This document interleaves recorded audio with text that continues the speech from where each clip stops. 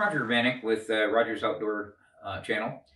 Today I'd like to encourage you to make yourself up an outdoor calendar to help you make good choices on the most fun thing to do on a given weekend or a given day, to make sure that you really take advantage of the outdoors, and you don't have to kind of challenge yourself to think of the absolute best thing to do at the on the spur of the moment.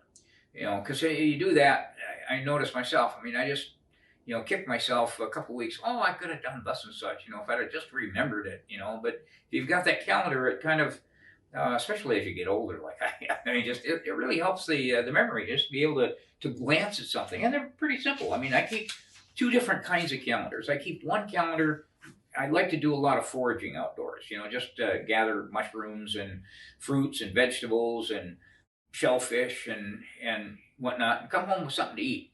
And so I keep one calendar that says, okay, what are the seasons? When's a good time to catch crab or get shellfish? Or when do strawberries, when are they ripe? When are blueberries ripe? The things that have limited seasons to them. When can you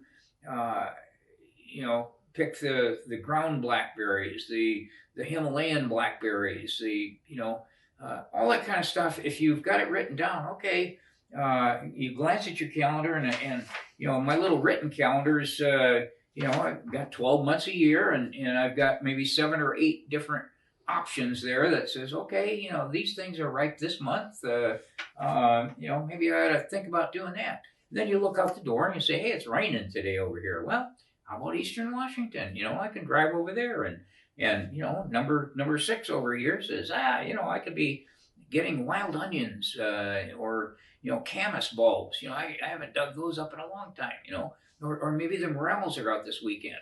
So if you've got that calendar, it's going to give you some options that you have, and just give yourself a better chance to enjoy the outdoors consistently, time after time. You're out there at the right time for the right kinds of things. You've targeted your quarry. You've said, okay, I know that this is, the crab is open this weekend. I know that, I've got all the gear, and that sounds fun. I haven't had crab in a long time, kind of thing. So I keep another list of just the outdoor activities, like hiking or tennis or canoeing, excuse me.